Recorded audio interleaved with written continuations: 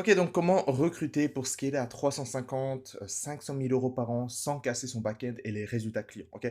C'est un sujet qui m'est venu justement lorsqu'on discutait en interne avec le groupe d'Upscale, avec la communauté d'Upscale. C'est vis-à-vis des recrutements, parce que lorsqu'on arrive justement à un certain stade, bah forcément on a des questions sur le recrutement, comment recruter, et parce que si on fait un mauvais recrutement, le problème c'est que bah, ça peut casser justement votre back-end, les résultats clients et inévitablement bah, casser votre business par la suite. Ok, on va voir comment justement rendre le recrutement facile, d'accord? Avec différents principes. Bref, dans le business, on jongle entre deux variables pour scaler, soit l'argent, soit l'argent, soit le temps, pardon, et soit l'argent. Et notre rôle, c'est également pourquoi on vient chez nous, chez Upscale, c'est en fait, c'est de travailler sur son business et pas dans son business. Donc en fait, Upscale, et ce que vous avez besoin de faire en fait, c'est de transformer votre business, ne plus être un freelance, un coach glorifié freelance, mais en fait être un business owner, un propriétaire d'entreprise et ne plus être un opérateur. Donc la grande différence en fait qu'on essaie de faire avec Upscale, c'est de transformer une personne qui travaille dans son business, qui a un système qui a également une offre d'amélioration, comme la grande majorité de personnes justement vous apprennent à faire, et ce qui vous ne permet pas aujourd'hui de scaler convenablement, parce que les gens, bah, forcément, ils vous comparent à d'autres personnes sur le marché, parce qu'en fait, potentiellement, vous faites mieux que quelqu'un d'autre, mais c'est pas encore assez pour obtenir des painful et scaler confortablement et qu'on vous voit comme quelque chose d'unique. Okay, c'est pour ça justement, si vous voulez devenir un business owner, vous avez besoin d'avoir une offre en tant que nouvelle opportunité, quelque chose que les gens ils ne sont pas encore connus. Ce qui inévitablement, bah, vous n'avez pas de concurrent, d'accord?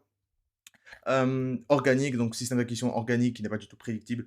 Régulier, donc là on transforme comme un trafic payant, donc IG Ads, qui va vous permettre justement de construire une audience sur Instagram, donc gagner des abonnés entre temps, donc gagner de l'autorité sur le long terme, qui lui par contre est régulier et prédictible, et c'est comme ça également qu'un business owner fonctionne. Et implémentation justement des systèmes en interne, toute une infrastructure en interne qu'on donne grâce à Upscale pour ne plus travailler dans son business, mais travailler sur son business et finalement être un entrepreneur content qui fait beaucoup de bénéfices, qui de l'autre côté, il y a des clients contents et également l'équipe. Donc, le seul principe de recrutement qui compte, c'est simple. C'est les pauvres échangent leur temps par l'argent et les riches échangent l'argent pour le temps. Ok. Et du coup, il y a un principe de Dan Martel, que d'ailleurs j'ai acheté son livre récemment, qui dit, enfin le principe de racheter son temps. Ok, c'est son principe, qui dit ne recrute pas pour faire croître ton business, donc ton entreprise, mais plutôt pour racheter ton temps. Ok. Euh, pour avoir justement du temps sur des tâches qui ont un effet de levier plus important. Généralement, on parle de l'aspect financier. Et c'est là, en fait, où moi, de mon côté, c'est la vision de le recrutement a changé grâce à ce principe-là. Qui simplement, je me dis, en fait, ok, je recrute, mais simplement pour me racheter du temps, pour l'avoir sur des tâches avec un plus gros effet de levier. Et là, le game changer vient, en fait. C'est là le scaling vient. Donc le fait de racheter ton temps te permettra d'orienter ton temps et l'énergie de manière la plus efficace qui ramènera le plus de valeur dans ton business. Généralement, on parle de nouveau de l'aspect financier. De l'autre côté, on va également développer en fait une lean team. C'est-à-dire, parce que le problème, c'est que plus on a de personnes dans son équipe, plus il y a de personnes à manager, plus il y a de chaos qui se crée dans le business. Ok. Nous, ce qu'on veut, ok, avec le coaching en ligne pour scaler à 30, j'imagine même ça à 50K par mois et même plus, l'objectif, c'est on n'a pas besoin de beaucoup de personnes. On n'a pas beaucoup de personnes. Moi, de mon côté, je scale à 30K avec simplement une seule personne. Ok. Donc, l'objectif, c'est d'avoir uniquement le peu de personnes possible parce qu'il y aura moins de personnes à manager. Ça veut dire du Zen Scale. Ok. Très simple. Ok. C'est ce qu'on permet justement avec Upscale, avec tous les systèmes en interne qu'on arrive à mettre. Donc ça, c'est vraiment le seul principe de recrutement qui compte. C'est ceci, et puis le principe de racheter son temps. Maintenant, de l'autre côté, qu'est-ce que tu dois faire en tant que CEO et business owner, ok? Donc, moi, je parle toujours ici, ok? Qu'est-ce qu'on fait? Donc, tu dois uniquement faire les choses dans ton business dans lequel tu es bon, ok? Tu dois uniquement faire les choses dans ton business qui te font kiffer, ok? Deuxième chose. Et tu dois uniquement faire les choses qui te ramènent le plus de ROI, donc gros effet de levier sur l'aspect financier. Donc, généralement, ce sera manager son équipe, créer des actifs de vente, prendre les appels de vente et avoir une vision et la transmettre à son équipe. Ok. À un certain niveau, c'est juste ça qu'il faut faire. Et justement, lorsque vous recrutez, l'objectif, c'est de rediriger vers ces quatre primordiaux. Maintenant, quelques petits conseils pour déterminer qui recruter en premier. Je pense qu'il n'y en a qu'un seul. Ouais. C'est d'abord, premièrement, pour recruter en premier, moi, ce que je dis toujours, c'est recruter là où ça fait mal. Ok. J'ai déjà eu une discussion justement avec un client dans laquelle, en fait, pour lui, les résultats clients, donc accompagner les résultats clients, donc accompagner les personnes, ses clients, ça ne lui fait pas de mal. Ok. Par contre, ce qui lui fait mal, c'est quelque chose autre dans une autre partie du funnel. Moi, je lui ai dit, bah, ok, bah, recrute là où ça fait mal en premier. Ok. C'est déjà un bon point indicatif. Par contre, de l'autre côté, il faut faire très attention parce que d'abord auditer son temps sur la semaine. Ok, donc, qu'est-ce que vous faites à ce moment-là et combien de temps, justement, bah, cette tâche-là vous prend pour faire mal. Et se demander qu'est-ce que tu n'aimes pas faire. Ok, donc, auditer son temps. Ensuite, pose-toi la question, est-ce que cette chose peut être automatisée, sinon déléguée? Très simple. Donc, personnellement, j'ai une grande fiction, c'est-à-dire, c'est le montage vidéo. Je déteste faire ça. Donc, mon premier recrutement, ça a été justement le monteur vidéo. Ok. Ensuite, c'était un setter, puis un responsable succès. Et donc, si on revient justement sur le principe de racheter son temps, le fait de recruter, c'est ce qui me permet aussi de faire, de te faire aujourd'hui cette vidéo. D'accord. C'est ce que je suis bon à faire. J'aime faire ça et surtout, ce type de vidéo me ramène un plus gros ROI sur le long terme et me fait générer beaucoup d'argent. Donc, c'est pour ça que je continue à faire ça. D'accord. Donc, juste comprenez, c'est que si je suis là, devant, en train de faire cette vidéo, c'est que je peux me permettre et que j'applique simplement le principe de racheter son temps. D'accord. Maintenant, comment former son équipe? Donc là, forcément, chaque système est totalement différent. Mais donc, je vais présenter en fait de manière un peu générale à quoi ça ressemble. Donc, que ce soit un setter, assistant virtuel, closer, coach, CSM, peu importe. La première chose, c'est faire la tâche. Ok. Utiliser Loom comme logiciel en t'en filmant, en réalisant la tâche. Ensuite, troisième chose, crée une page Notion dans laquelle tu regroupes toutes les step by step pour que les personnes se forment de A à Z sur le poste sans intervention de manière automatisée. Donc, nous, quoi qu'il en soit, en fait, nous, les clients, en fait, avec Upscale, bah, en fait, ils ont tout en un clic, ils n'ont rien besoin de faire, ils ont tout en un clic, ils peuvent former justement les personnes en un seul clic. Forcément, c'est pour ça justement les gens viennent vers nous. Mais ensuite, les faire entrer sur le terrain et leur donner des feedbacks quotidiens complets, appel de 10 minutes quotidien pour traquer la performance problématique de la personne et mise à jour du EOD. Ok. Et la grande majorité de personnes qui quittent ces postes, c'est majoritairement dû à un manque de matière fournie de la part de l'entreprise. Lorsqu'on intègre une entreprise, tout doit être systématisé, automatisé et toutes les ressources pour ce poste sont mises à disposition sous forme d'un grand catalogue. Ton rôle est de lui donner un environnement dans lequel il puisse pleinement performer. Ça vient justement d'un appel justement que j'avais eu avec, enfin qu'on avait eu avec William Brown. C'est la personne qui a fait justement le livre How to faire 10M, ok, dollars. 10 millions de dollars. Et en fait, ça m'a vraiment un game changer. Il y a une personne justement dans le groupe qui a demandé justement qu'il avait des problèmes justement de setters, c'est-à-dire ou même des setters, des closers, en fait, que les gens ils quittent très rapidement. Et en fait, c'est simplement, il avait répondu quoi? C'est simplement dû à un manque en fait de ramener en fait de la preuve de ce que tu fais marche. Et la preuve consiste à quoi? C'est-à-dire si vous avez un setter, lorsque vous intégrez un setter, vous devez lui donner 10, 20, 30, 40, 50 conversations pour que la personne se dise, OK, la personne c'est sérieux, cette entreprise elle est sérieuse. OK, donc elle m'intègre en tout cas sur quelque chose qui marche. Si c'est un closer, 100, 200, 300 appels de vente, OK, et avec des notes à côté, la victoire ou pas, le no-show, enfin en tout cas bref, l'objection courante, etc. Pour en fait que la personne se forme. Et donc vous allez lui demander potentiellement sur un closer, bah, forme-toi un à deux appels tous les jours à regarder, ok. Ce qui va permettre forcément de gagner en fait une confiance en amont. Parce que les personnes, en fait, les mauvaises personnes, bah, ils vont vous rester peu importe le système que vous donnez. Les bonnes personnes, les e-players, vont déjà vous juger par l'intégration que vous lui faites. Ok. Et forcément, si l'intégration elle est mauvaise, c'est comme un client. Hein, ok. Un recrue, c'est pas une nouvelle personne justement dans l'équipe, c'est pas parce que vous lui payez qu'il sera là. C'est faut le traiter comme un client. Donc, il faut l'onboarder comme un client, il faut l'onboarder de manière cohérente et qu'il puisse justement gagner votre confiance. Ok. Les gens, ils perdent très rapidement justement ce truc de bah, ça va, je lui paye et il va faire tout pour moi. Vous pouvez payer vraiment beaucoup de personnes, les débutants, les personnes moyennes. Si vous voulez vraiment des players dans votre équipe, je vous garantis que ça va être un gros game changer lorsque vous commencez à implémenter ça. Ensuite, un truc intéressant, c'est également, je me suis dit, ok, bah, l'agenda de 0 à 50 000 euros par mois. En réalité, c'est très simple. Hein, parce que de 0 à 50, entre 0 à 50, l'agenda est très simple. Les trois tâches, en tout cas, les plus importantes dans son business, c'est réserver plus d'appels. Donc, lancer publicité Instagram et avoir un setter. Ensuite, créer des activités de vente et développer une audience. Et troisième chose, c'est la vente. Ok. Donc, les appels de vente, les appels d'inscription. Donc, à ce moment-là, si on connaît justement les tâches avec les plus gros effets de levier, les règles sont simples. La première chose, les 2 premières heures sont focalisées sur la gestion de la publicité et manager son setter.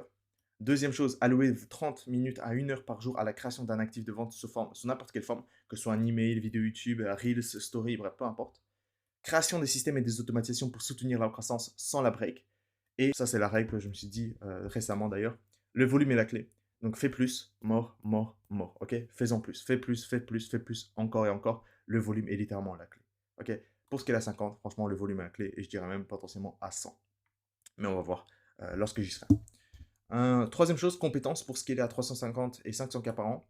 Heu, donc ça, c'est vraiment quelque chose que j'ai appris récemment et vous allez voir justement, c'est le troisième que j'essaie de développer en ce moment. La première chose, c'est d'être capable de créer une big vision pour son entreprise, ce qui va permettre finalement d'attirer plus d'high players, des personnes vraiment des personnes qui veulent suivre justement un courant en fait, un élan justement d'une entreprise et il n'est pas uniquement aspiré là pour avoir de l'argent, mais également pour l'environnement, dans lequel tu te situes et la vision en fait de l'entreprise. Deuxième chose, ton équipe est plus engagée dans ton entreprise tout naturellement aussi.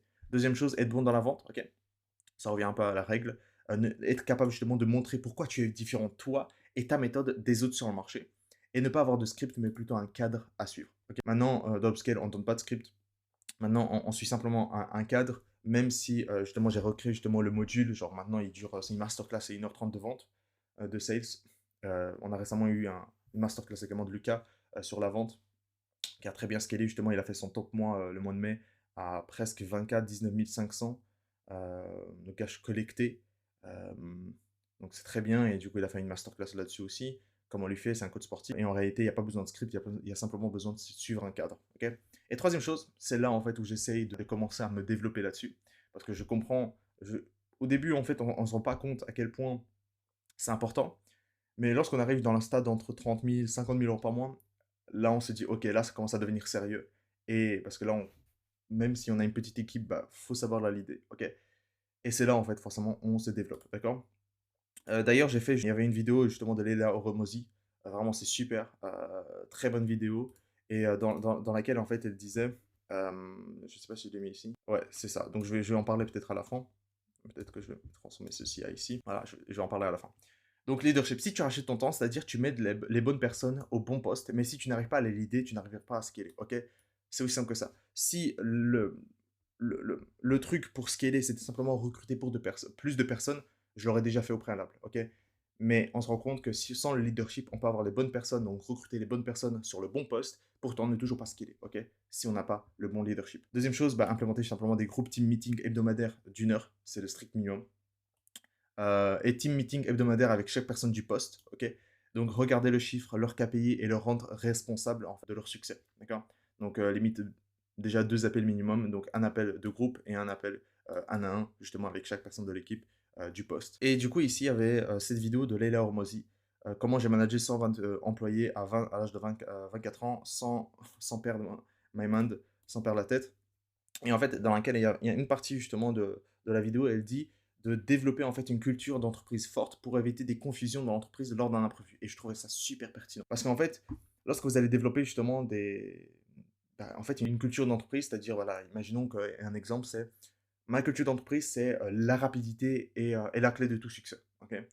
Du coup, en fait, ce qui se passe, c'est que lorsqu'il n'y a pas dans une certaine procédure, en fait, imaginons il y a quelque chose qui est un client qui vous envoie quelque chose et vous savez pas comment réagir parce que bah, il n'y a pas de template, de réponse correcte, ok? Du coup, en fait, normalement, bah, là, la personne, elle doit simplement suivre la procédure et l'appliquer. Pas besoin, ici, dans ce cas-là, Leïla.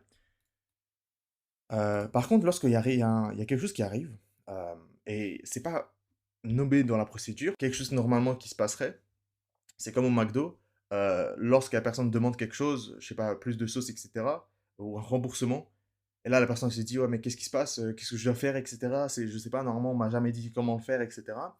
Et là, forcément, là, il y a une confusion. Par contre, si on développe justement une culture d'entreprise forte, dans laquelle, en fait, typiquement, j'avais donné l'exemple de, bah, la vitesse et la clé du succès. Dans ce cas-là, bah, il va pouvoir réagir, en fait, et donner une réponse cohérente vis-à-vis de la culture de l'entreprise.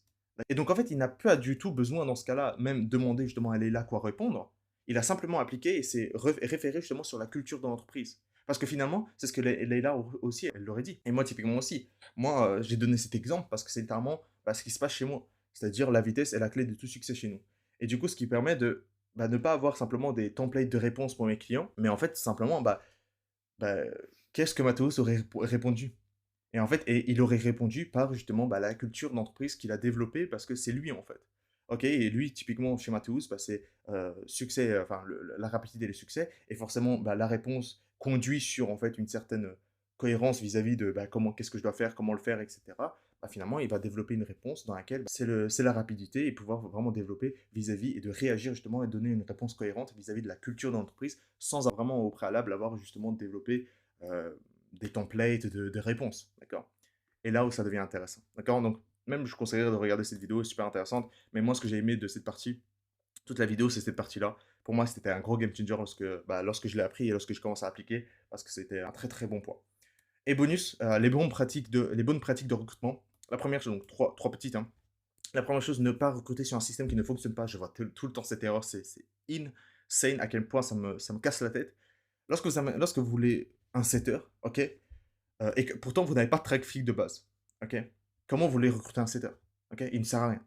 Ou donc de manière régulière et prédictible. Ou vous n'avez pas de script validé qui génère de manière régulière des prises de rendez-vous entre 3 à 5 rendez-vous tous les jours. Ok, ça veut dire que vous n'avez pas de script cohérente, vous n'avez pas de script validé. Donc en fait, ça veut dire que vous voulez recruter une personne pour vous libérer du temps, pourtant vous allez le recruter sur un système qui ne fonctionne pas, ou du moins très peu. Là, c'est de nouveau une erreur. Ok. Donc, même comme pour un closer, ne pas avoir assez de rendez-vous pour lui, donc ne pas lui donner assez d'opportunités sur le calendrier du closer, car pas de système de prise de rendez-vous du funnel validé. Ok. On recrute uniquement lorsque le système est validé. Et à ce moment-là, ok, on implémente, ça marche, c'est régulier, donc tous les jours j'ai autant, etc. Ok, magnifique. Là, à ce moment-là, je peux justement me retirer parce que j'ai validé et je vais simplement recruter une personne sur un système qui fonctionne. Et du coup, le setter, il pourra performer dès le jour J.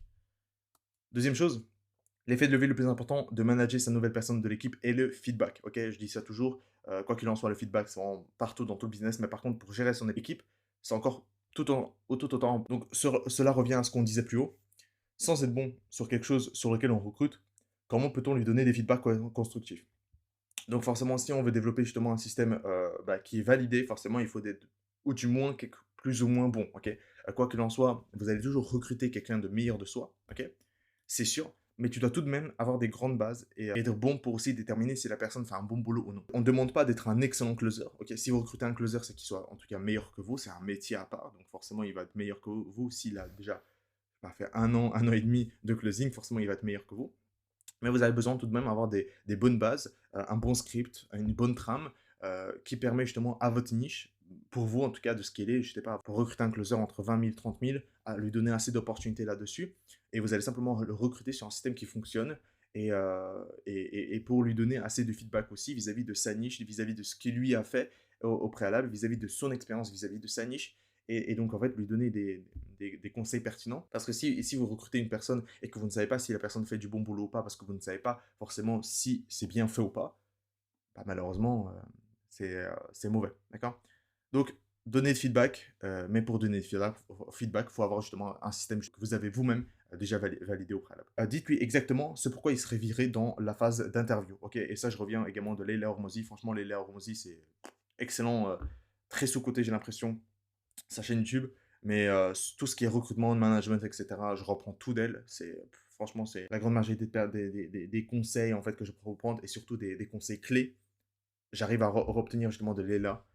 Euh, donc en fait, ce qu'elle dit justement, lors d'une interview, en fait, elle dit clairement bah, pourquoi en fait la personne en face se ferait virer. Voilà. Et en fait, à ce moment-là, bah, en fait, la personne, soit elle accepte, soit elle accepte pas, en fait. Et forcément, le fait d'être viré, c'est violent. Ok. Mais ça va permettre juste simplement de mettre les attentes brutalement claires pour la personne. Donc voici en fait tout ce qui est vis-à-vis de recrutement. Donc comment recruter pour scaler à 350, 500 cas par an sans casser son backend et les résultats clients. Donc l'objectif c'est de devenir vraiment le business owner le plus tôt que possible pour en fait simplement travailler sur son business et pas dans son business pour forcément les pauvres échangent leur temps et pas l'argent et les riches échangent l'argent pour leur temps. En tout cas, si c'est quelque chose qui t'intéresse, si tu veux justement scaler ton business à plus de 15, 30 000 euros par mois, ton business de coaching, regarde le premier lien justement vers ma vidéo YouTube dans laquelle je t'explique exactement comment tout se passe tout le funnel, comment le scaling se passe, comment il se passerait chez moi, en tout cas si tu me rejoignais, et comme ça tu as déjà un bon aperçu de ce que je propose. Par contre, si tu me suis depuis un bon moment et que tu veux en discuter avec moi, deuxième lien en description, tu peux réserver un créneau avec moi pour en discuter sur comment je peux totalement t'aider.